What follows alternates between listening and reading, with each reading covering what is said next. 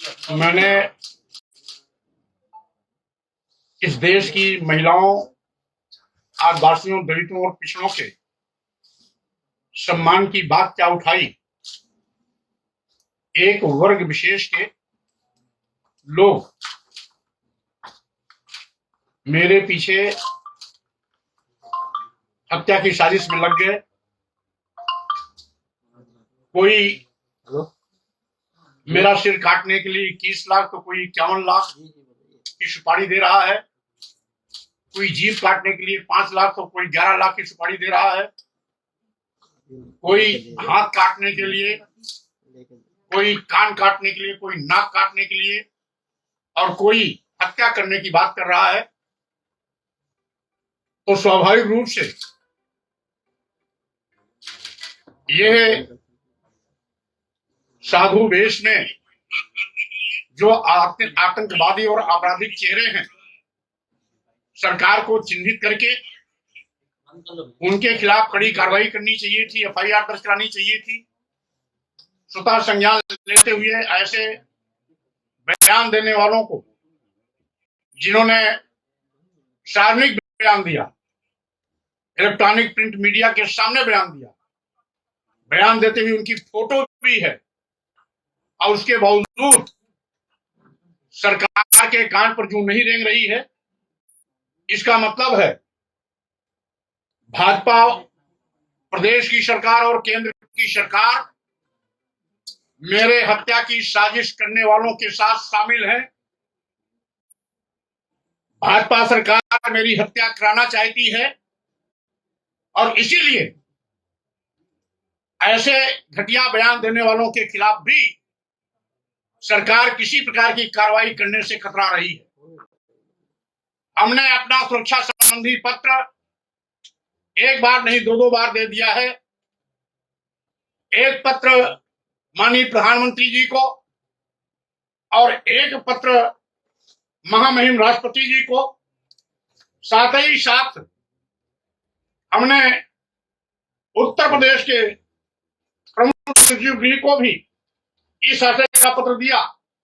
इसके पहले भी मैं माननीय मुख्यमंत्री जी को, प्रमुख सचिव गृह को, भारत सरकार के माननीय प्रधानमंत्री जी को और प्रमुख सचिव गृह को, माननीय गृह मंत्री भारत सरकार को भी पहले भी पत्र भेज चुका हूं।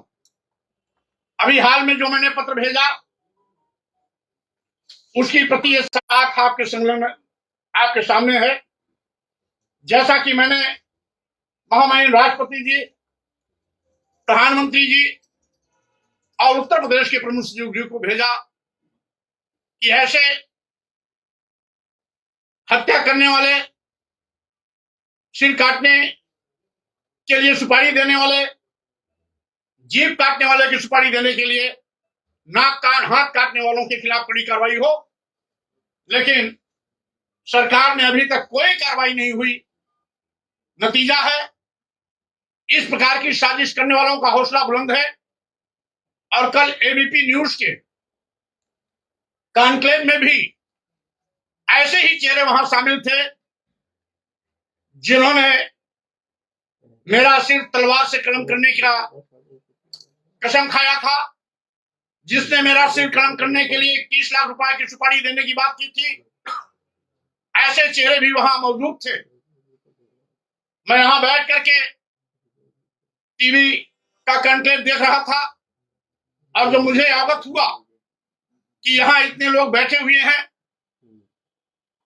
फरसा और तलवार लेकर के आपके साथ बदसलूकी कर सकते हैं, तो मैंने एबीपी के ऑर्गेनाइजर को कहा कि अगर इनको बाहर नहीं निकाला गया तो मैं नहीं आऊंगा। और नतीजा बड़े जद्दोजहद के बाद ऑर्गेनाइजर की टीम के लोगों उनको बाहर निकाले, बगल एक कमरे में बैठाए, और जब मैं आश्वस्त हो गया तो यहां से गया। इस बाबत ट्विटर राजू दास महंत ने डाली थी, जिसमें साफ लिखा था स्वामी प्रसाद गौर को सनातनी का खौफ शिखर सम्मेलन में आने से मना करने लगा।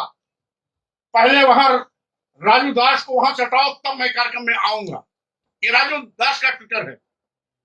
इसके साथ ही साथ इसके पहले यह सिर तन से जुड़ा धमकी देने वाले अयोध्या के महंत, हनुमान गढ़ी मंदिर के महंत राजू दास ने सिर काटने के लिए 21 करोड़ से 21 लाख तक का इनाम देने की धमकी दी थी। यह उनका सार्वजनिक बयान है। इसी के साथ ही यह सीतामढ़ी के महंत जिन्होंने सिर काटने के इनाम देने की घोषणा की, तपस्वी छानी मंदिर के मुख्य पुजारी महंत परमहंस दास जी, ये उनका है। इसी प्रकार से आचार्य जगतगुरु परमहंस आचार्य ने भी स्वामी प्रसाद मौर्य को धमकी, नहीं सुधरे तो अपने हाथों से काट दूंगा गला। यह सार्वजनिक बयान ऐसे शब्द धर्म के छद्मवेश में पड़े हुए आतंकवादियों और अपराधियों का यह बयान है, जिसको एक एक करके मैं आपके सामने प्रस्तुत कर रहा हूं। वहीं पर यह जनसंघ पार्टी के एक नेता हैं, जिन्होंने राकेश दीक्षित जी कानपुर, जिन्होंने कहा स्वामी प्रसाद मौर्य को जूता मारने वाले को इनाम देगी जनसंघ पार्टी। यह ऐसे लोगों के कुख्यात चेहरे हैं जो धर्म का चादर ओढ़ करके इस तरीके से आतंकवादियों का व्यवहार कर रहे हैं। वहीं पर एक और इसी प्रकार का बयान आया है कि स्वामी प्रसाद मौर्य का मुंह काला करने वाले को 1 लाख रुपए का इनाम दिया जाएगा। जिस तरीके से ये बयान आ रहे हैं, ये भी कानपुर के ही एक संगठन का है, शास्त्री नगर रामलीला सोसाइटी के ये पदाधिकारी तथा गरीब पदाधिकारी हैं। ये सभी धार्मिक संगठन से जुड़े हैं। हिंदू महासभा ने भी स्वामी प्रसाद मौर्य की अर्थी निकाली, जीभ काट करके लाने वाले को इनाम का ऐलान। एक एक करके इस तरीके से इतने खतरनाक हत्या, सिर काटने, जीभ काटने, कान काटने, नाक काटने, हाथ काटने के बयान देने के बावजूद भी सरकार चुप है, यानी सरकार की मौन स्वीकृति मिली हुई है। इसीलिए ताज जैसे होटल में, जो बहुत ही लखनऊ का मशहूर होटल है, वहां पर मेरे पूर्व माननीय मुख्यमंत्री जी का, दोनों उप मुख्यमंत्रियों का कॉन्क्लेव में कार्यक्रम हो चुका था। उसके बाद मेरा कार्यक्रम था। जब मैं वहां पहुंचा, सुरक्षा की कोई व्यवस्था नहीं। लौटते वक्त एक इंस्पेक्टर, संभवतः एक अधिकारी बैठे मिले दिखाई पड़े, और साथ ही साथ ये भारतीय जनता पार्टी युवा के महामंत्री हैं। उन्होंने बयान दिया है स्वामी प्रसाद मौर्य की जुबान काटने वाले को 5 लाख का इनाम। यह एक एक करके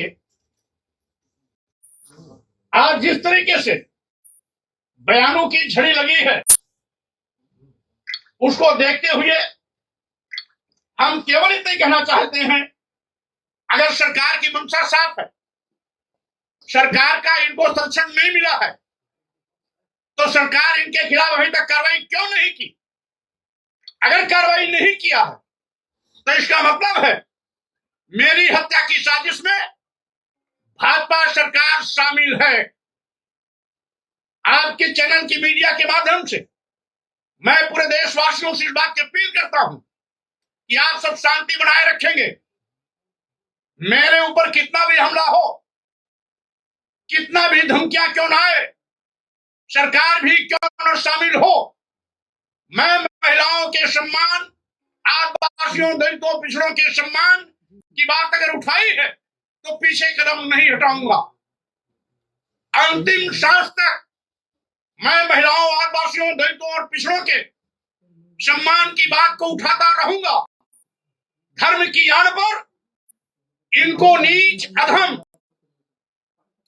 अपमानित और प्रताड़ित करने वालों के खिलाफ मेरी ये मोर्चेबंदी चलती रहेगी। आज भी मेरा आग्रह है कि देश की महिलाओं, आदिवासियों, दलितों, पिछड़ों को सम्मान दिलाने के लिए अगर सही मायने में साधु संत हैं तो धैर्य और संयम के साथ इस पर विचार करें, संशोधित कराएं या इन पंक्तियों को रामचरितमानस से बाहर करें।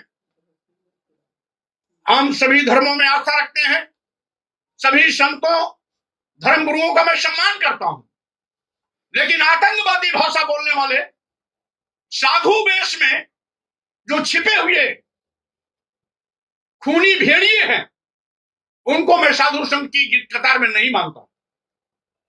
साधु संत आदर्श के प्रतीक होते हैं, वो समाज और देश को दिशा देते हैं। साधु संत किसी की हत्या करने के लिए सुपारी नहीं देता, सिर काटने, जीभ काटने, कान काटने, नाक काटने, हाथ काटने की बात नहीं करता। इसलिए ऐसे साधु संत जो इस प्रकार की बयानबाजी से बहुत दूर है, मैं उन सबका सम्मान करता हूं, लेकिन जो इस प्रकार के बयान दे रहे हैं वो आतंकवादी, अपराधी हैं, वो साधु संत कभी नहीं हो सकते हैं। इसी प्रकार से एक मंडलाध्यक्ष है जिन्होंने बयान दिया है, भाजपा के मंडलाध्यक्ष है, बयान दिया है कि स्वामी प्रसाद मौर्य को जूता मारने वाले के लिए 51,000 रुपए का इनाम। इस तरीके से एटा राजारामपुर का है, काशगंज का। इसी प्रकार से हिंदू जागरण ने स्वामी प्रसाद मौर्य को जूते चप्पल से पीटने की धमकी दी। इसी तरीके से आज यह स्वामी प्रसाद मौर्य का वध कर देंगे, इस प्रकार का बयान हमारे तथाकथित धर्म के ठेकेदारों के एक साथी ने दिया।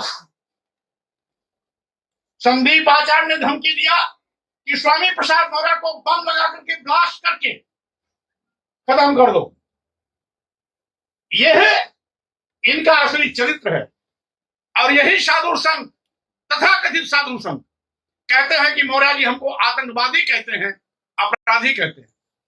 अगर आतंकवादियों का व्यवहार करोगे तो स्वाभाविक रूप से आप आतंकवादी हो, अपराधियों का व्यवहार करोगे तो सही मायने में आप अपराधी हो। इस तरीके से मैं कल एक वीडियो का भी हवाला करना चाहता हूं। पहले बीजेपी में रहे और अब समाजवादी पार्टी के महासचिव के तौर पर जाने जाते हैं। मैं बात कर रही हूँ स्वामी प्रसाद मौर्य जी की, और जोरदार तालियों से उनका स्वागत कीजिए। और इस मंच को संचालित करेंगे मेरी सहयोगी रूबिका यादव। और पर जाने जाते हैं। मैं बात कर रही हूँ स्वामी प्रसाद मौर्य जी की। सुना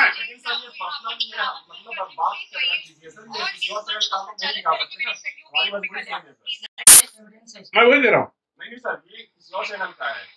नहीं, मैं दे रहा हूँ आपको मैटर। आप मत करिए इसको, मैं आप ही बताता हूँ। जिसमें रूबिका लियाकत ने कहा कि मौर्य जी आपको घर से यहाँ तक पहुंचने में आप सकुशल रहे। फिर पूछा दो बार दूसरा कि मौर्य जी आपको ताज होटल की सफर करने में किसी प्रकार की कोई अड़चन तो नहीं आई।